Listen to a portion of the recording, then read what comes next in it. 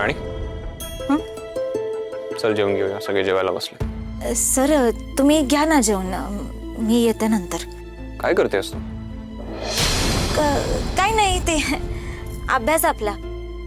ते सर मी असं म्हणत होते की तुम्ही सगळे घ्या जेवण आणि सगळ्यांचं जेवण झालं ना की मग तुम्ही मला सांगा, मग मी जेवेन. हे असं का करायचंय आपण? आता जर मालती मॅडमच्या डोळ्यासमोर मला यायचं नाहीये तर एवढं तर करावंच लागेल ना.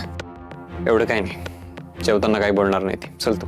पण सर अहो त्या बोलल्याच काही तर मलाही वाईट वाटेल, तुम्हालाही वाईट वाटेल आणि सगळ्यांचा हिरमोड पण होईल.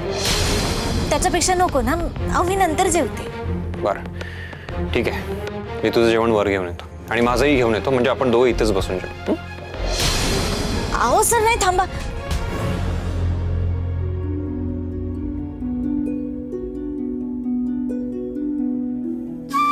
अहो असं नका करू, माझं ऐका. मी या बाबतीत तुझं काही ऐकणार नाही.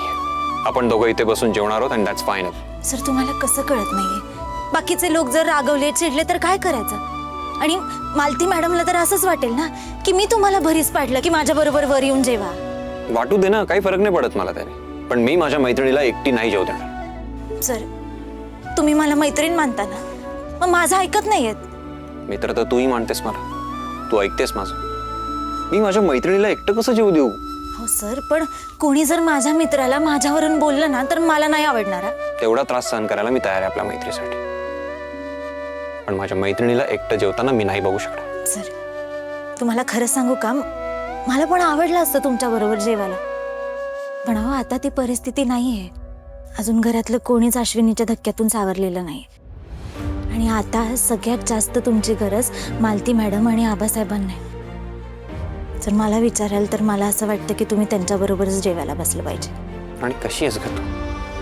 तुझ्यासारख्या मुलींना खूप रेअर असतात. किती विचार करतेस दुसऱ्यांच्या मनाचा. सर माझा कौतुक सोहळा जर झाला असेल ना तर तुम्ही जा आणि जेवून घ्या. ठीक आहे, मी जेवून घेतो आणि तुझं ताट नंतर वरती घेऊन येतो. ठीक आहे सर, आणि मला समजून घेतल्याबद्दल थँक्यू.